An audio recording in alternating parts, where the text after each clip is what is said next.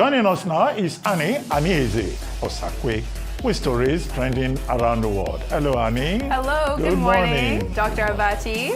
Hi, all. It's so nice to finally meet you. Nice to meet you as well. I've been watching, and just fantastic to see you do what you do really beautifully. Keeping the seat warm for Audrey until she gets back. Yes, very warm.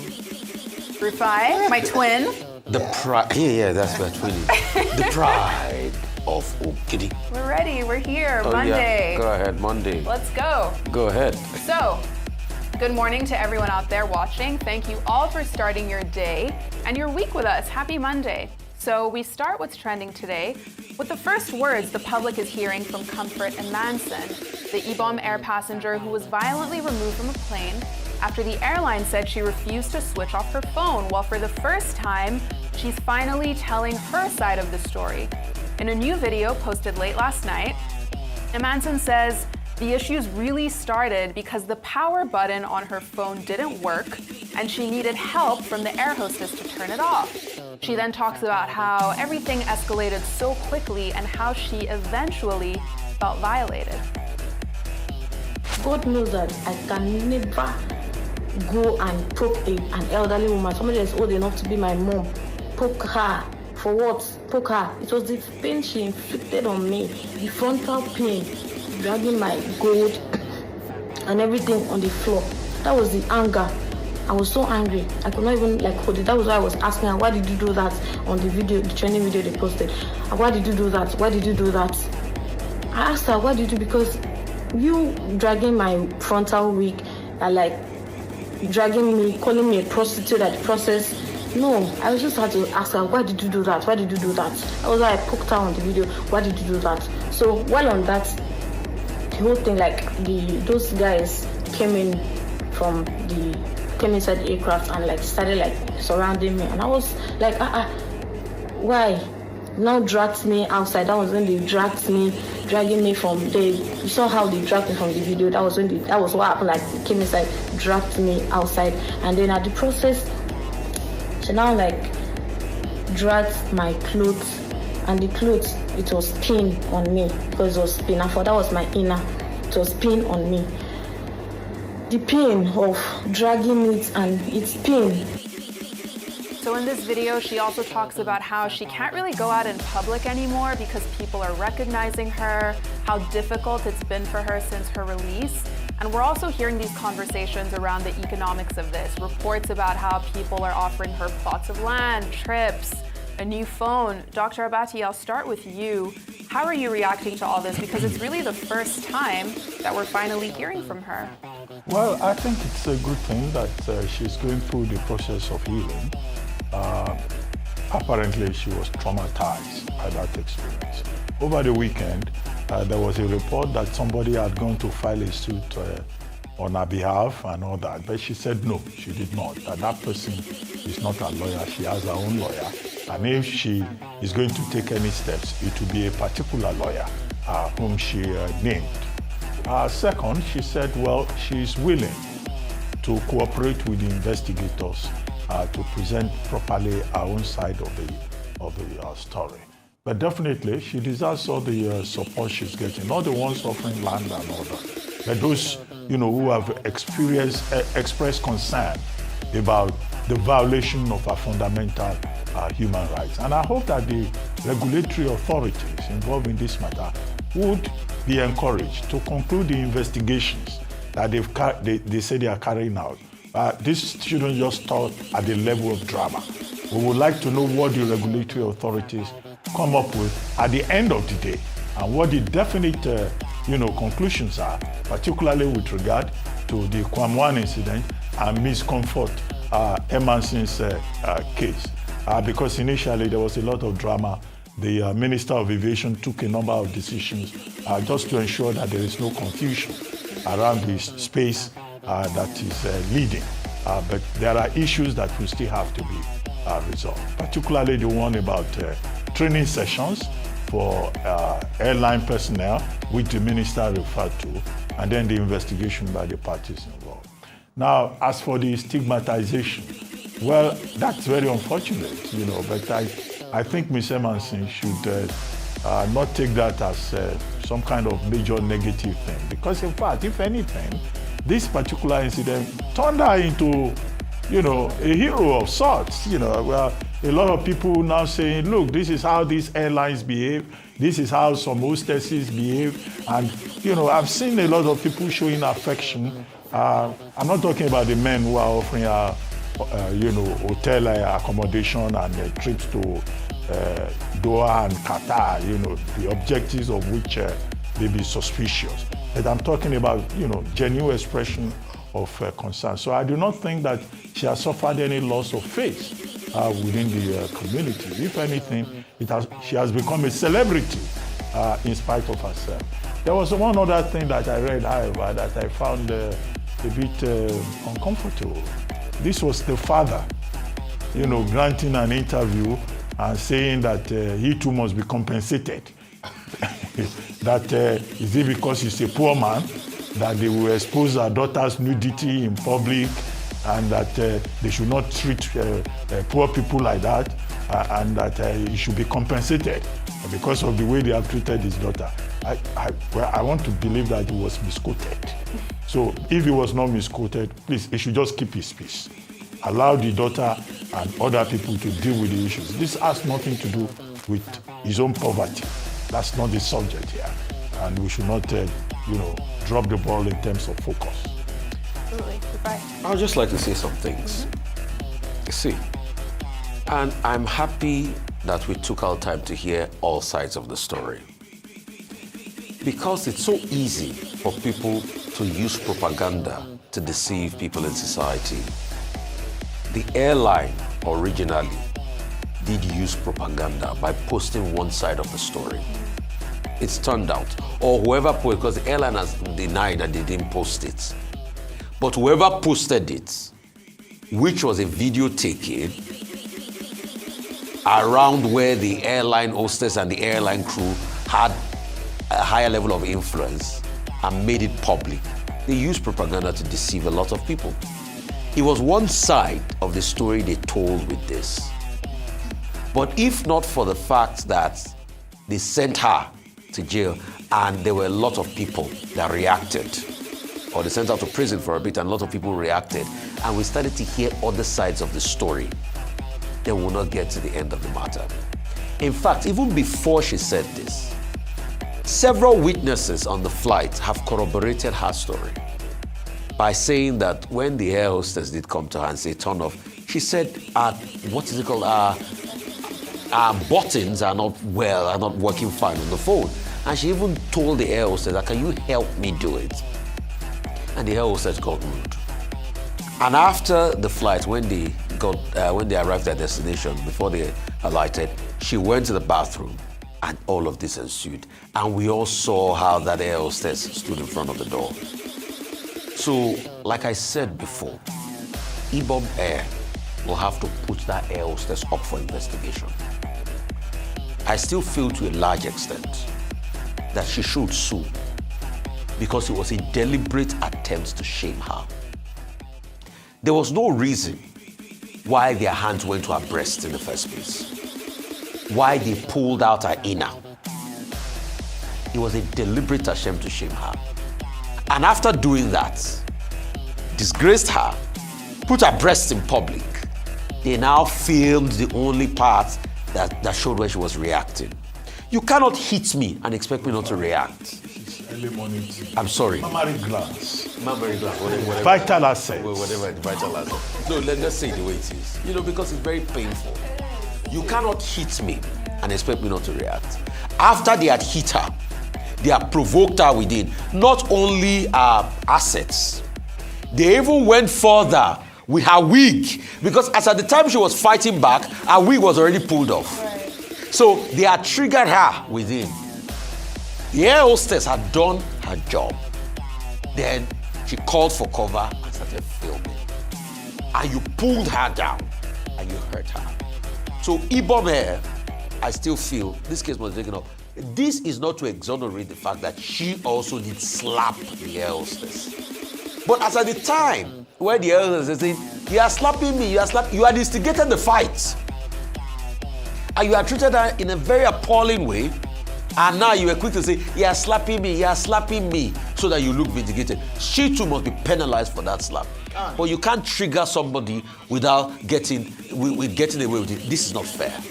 For that slap, if she was provoked, I don't know what you say about that. If you Okay, yes, because if she was provoked and it was in self-defense, then she has a case. Because if you're slapping somebody, if somebody had done that to you and you retaliated in self-defense, that's something totally different. But I'm so glad that I have the opportunity to speak about this because I've been following, this story since it started. And of course, let me speak as, someone who's impartial and also as a woman, because I know that a lot of people go through this. It's the culture of shame and humiliation.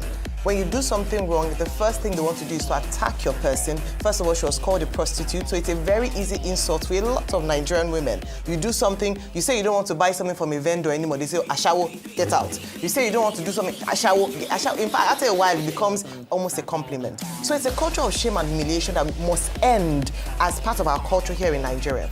And then the second part is that I think we should stop comparing her and calling her Kwamtu, because the situations now that she has come out to express herself are vastly different. In one instance, he was resisting doing what was right in terms of aviation security. In this instance, she wasn't. She asked for help, and it was the high-handedness of the air hostess that brought her to this situation. So it wasn't like she was resisting. She's not Kwamtu. It was just a situation that was badly managed because of the cultural thing of older, younger, who are you to talk to me, who are you not to talk to me. I agree that there should be a customer service training for all airport staff, because it's not just Ibom Air. A lot of people who have traveled either locally or even sometimes even internationally, depending on the flight you take, want to see how we are treated. You pay money to be humiliated. That is really sad as a nation. Now, going to the fact as to whether or not her face, she's saved face, or the exposure of her personal assets, on whether or not she's received a lot of compensation does not hold water. If you were me and you give me $100 million or whatever, or you expose me in such a manner, there's no amount of compensation for that. To say that, because I'm now famous, it's embarrassing. That's not the kind of fame that I want. It's embarrassing. And like she mentioned in the video that she released, it's beyond now, it's her future. The internet never forgets. Yeah. Her children will Google her name and see. Her children's friends in school will mock her children potentially for this. How do you pay money for this kind of thing? So it's a culture that must be addressed, and also a culture that must change. How do we change this systematically? How can we report this? And that is why there must be punishment for everyone involved, not just the air hostess, but every single person who was there and did nothing that was an official.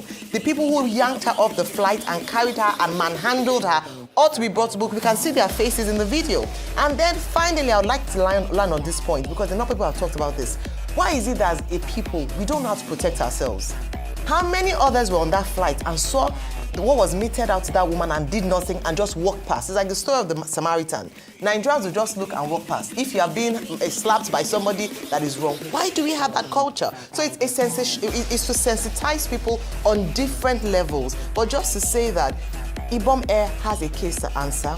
I'm glad she's spoken out, and that we must find a way to change the culture of the way we see customers and how we treat ourselves as people in this nation. We're too angry, and there's a lot of lawlessness that goes by without people doing anything. That's a footnote. The people who should be punished because you recommended a list, add to that list all the men who looked at that video twice, thrice. Some looked at it 10 times. They too must be identified. I agree. And punished. Even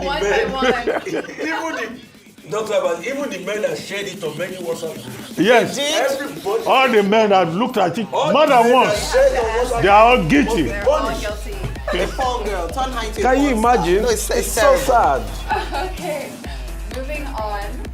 Let's now go to Auchi in Edo State, because now the Catholic diocese there is confirming the kidnapping of 2 young seminarians from the Immaculate Conception Seminary, saying it's been over 35 days since they were kidnapped back in July. So it comes with this new video going around social media. The Director of Communications of the diocese confirms that these are the same students who were kidnapped, and that this video is authentic. You can see them there carrying what looks like human skulls, begging for their release while surrounded by people holding guns. So now the diocese is calling on the state and federal government to do what's needed to bring these children back as soon as possible. The House of Aochi is calling on the President of Nigeria, Senator Ahmed Tinubu, Bola Ahmed Tinubu, the Governor of Edo State, Senator Mondi Okpebolo, the Senators of Edo State, the National Assembly, and indeed all security agencies to work to release our seminarians from the hands of the kidnappers, and also to secure our people, particularly in Edo North, where our people feel helpless, frustrated, and abandoned by the government that they are put in place.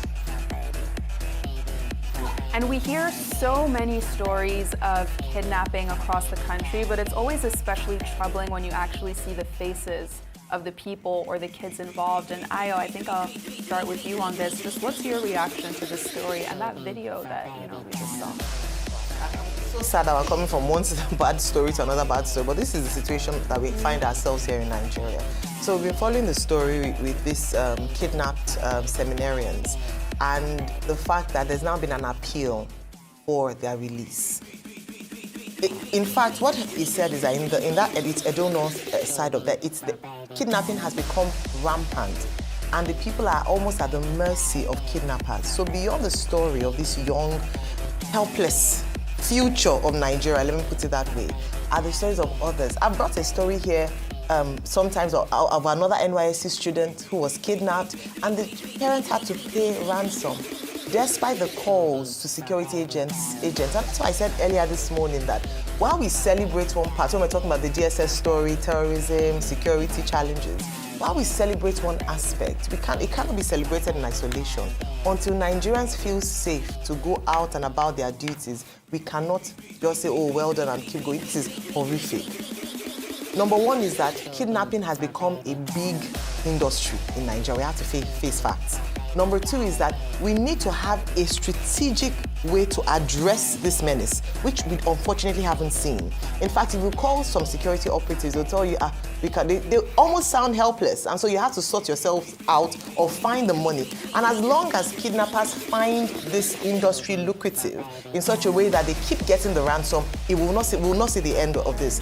This situation is one we'll continue to see more and more of this. So my appeal this morning, in joining my voice to this young innocents, is that please, can we find a way to get them out of the kidnappers' den? Then even more importantly, can we find a way to secure our young people and adults so that we can walk freely and not be afraid of kidnappers who brazenly take on their industry and find it lucrative in order to continue doing it without punitive measures or any sort of consequence. So that's why it keeps thriving until we find a solution to this. So moving on to our next story, right now the Chinese embassy in Nigeria is investigating allegations from 12 Nigerian workers who were just rescued from the Central African Republic after the workers said that the Chinese company that they worked for sexually abused them and refused to pay their salaries. So the Chinese embassy here says they're taking these allegations seriously, adding that their government requires all Chinese citizens abroad to comply with the laws of their host countries. The reaction comes after the Nigerian workers that you see in this video detailed their experience, saying they were abused, they were starved, and they weren't paid by the Chinese mining company that they worked for. Bulleted by Chinese. Let me repeat it. In the site there. And they are in Nigeria now, and they were injustice relief of their duty when they complained. I'm talking about 3 Nigerians and 1 Cameroonian. So they even recalled one incident when they were left stranded in the forest in the Central African Republic after work with no money, harsh conditions. Dr. Abati, I'll start with you on this. What's standing out to you in this story? We've had too many cases of Chinese companies treating people badly, working for them, turning them into slaves, whether it's in Central African Republic, as in this case, or even here in Nigeria. So as it is in Nigeria, so it is elsewhere. Now, the gentleman who is the spokesperson for the 12 persons who were rescued by the Nigerian authorities, his name is Freeborn. But this is a freeborn who has been subjected to slavery conditions, which is against the Universal Declaration of Human Rights. Nobody should be treated as a slave, not even a worker or any ordinary person whatsoever. It is therefore good to hear that the Nigerian authorities, namely the Nigerian mission in Bangui, the Nigerian Diaspora Commission, the Ministry of Foreign Affairs, when these people cried out to the Nigerian government for help, that the Nigerian government responded and helped to rescue them and relocate them. So, commendation for all the government agencies involved in this, including the Nigerian mission in Bangui that coordinated the operation. NITCOM has promised through its Director General, its chairperson, Abike Dabiri Irewa, that these people will be given financial support, to allow them to settle down. We hope that will happen because, as you know, in many cases of this nature, when they rescue Nigerians from trouble zones and they come home, they spend a few weeks, they run back to where they were rescued from, because many Nigerians will say, home is not enabling enough. So you find a lot of Nigerians engaging in whether legal or illegal migration because the conditions at home are not conducive enough. There are many more who we hear that they have jobs in Burundi and they will go there. There are others who hear, there is work in Eastern DRC and they will go there, even when they know that there is war in Eastern DRC. So this is the challenge that we face. So to help them relocate, to rehabilitate them. But the more important point is to ensure that those Chinese authorities in the Central African Republic, that the collaboration with the Nigerian embassy here is done to ensure that they are brought to book and that the rights of these persons, where those rights have been violated, they get compensated for those violations. Culture will eat strategy for breakfast. I say that every time. Dr. Abati, newsflash, nothing. Go and write it down. Will be done to those Chinese authorities. They will continue. They'll continue to violate people. And people will continue to leave their country to go there. Because you know what it means to go to Central African Republic, where Anti-Balaka and Seleka fought for so many years? It's a terrible zone. And most of the mining are even illegal in the first place. So it's not over only in Central African Republic. It's even here within.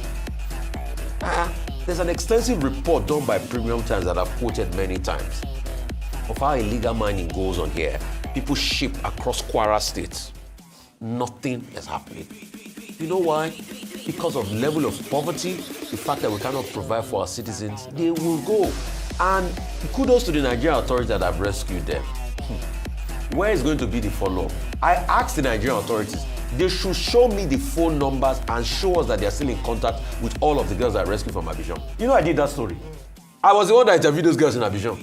Where are they today? What did they give them? So when they say you've resettled them financially, how much is the money? It amounts to nothing. Well, we don't know the amount. Dr. Abati. Possibly $100,000 each. Which $100,000 each? That's the going rate. Dr. Abati, that's the going please rate. Quote me. Anecdotal evidence from what I hear from people. The money sometimes went up to 100,000 naira. Less than that. And they are giving. But there is a going rate. And they are giving. No, that's for people that do it. That's for athletes. And they are giving. They didn't win any sports. And they are giving this money. Because see, I extensively also spoke to the Nigerian community in Abidjan, apart from covering the story. So when they give them that money, they just give them, okay, go and settle your life. What will less than 100,000 naira do for them to resettle their life? So it's a big problem. And that's why you see, once they come back like that, like you said rightly, they are finding their way to go back. The Chinese authority here, the ambassador will just say, okay, we've heard. We've heard. Nothing gets done about it. It's an economic situation.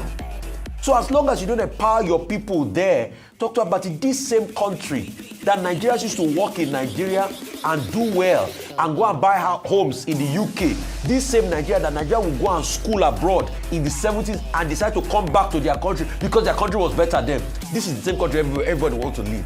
Were Nigerians willing to leave this country in the 70s? No! I don't want to. It's economy. Yeah.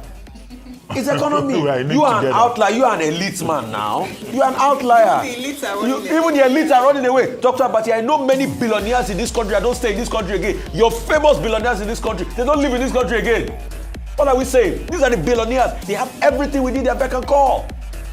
Those ones are not patriots. Oh. We the patriots are here. Yeah.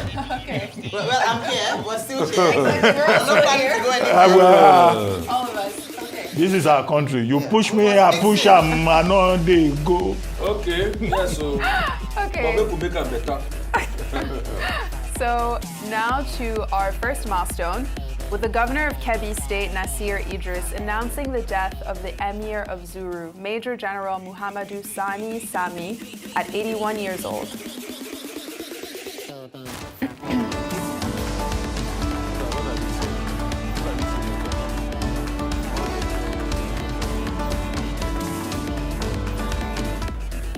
The chief press secretary to the governor confirming the news just yesterday. Sami was a former governor of Bauchi State during Buhari's regime from 1984 to 1985, and he was appointed Emir of Zuru in 1995 after retiring from active military service. And he held that position for 30 years until his passing, and as a traditional ruler, he was regarded for his efforts in promoting peace, stability, and development in his emirate. May his soul rest in peace.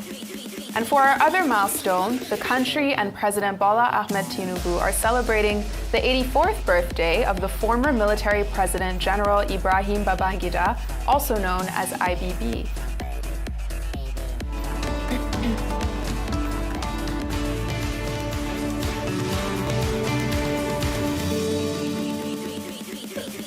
In a statement, President Tinubu celebrated the former military president on his birthday, saying that his 8-year term from 1985 to 1993 significantly impacted Nigeria both socioeconomically as well as politically.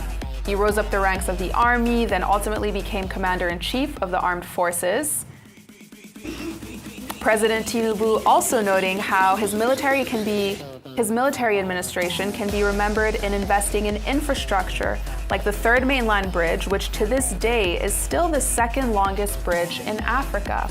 He also created a number of states and moved the capital from Lagos to Abuja. And I don't know, how much time we have for this, but maybe Rufai, do you want to just talk very briefly about? Happy birthday to General Ibrahim Badamasi Babangida, 17th of August. He marks his 84th birthday. As regards Babangida's legacy, is always, variegated, if I can use that word. There are many sides to his legacy. But in all of this, yes, for some of the things he had done, for some of the things he didn't do right. He wrote a book recently, that is his parting, that's a great parting shot, to a lot of Nigerians, that is also a book that a lot of Nigerians can reflect on. And he took responsibility for some of the things he had done. And definitely his legacy will constantly be, debated either way. So happy birthday to him. Wish him many, many more strong years. The general and the impact he's been doing. Because at the book launch, there was also a talk about him starting a library. We can't wait for him to get that library started so that it will also be a point where a lot of people can learn from, because I'm always very chuffed about libraries. I love libraries and I love the advancement of education. So now let's end with some good news. With National Security Advisor Nuhu Ribadu announcing a significant win for the federal government in the fight against terrorism. Ribadu revealing that the military managed to capture 2 top leaders of Ansaru, which is Nigeria's Al-Qaeda affiliate.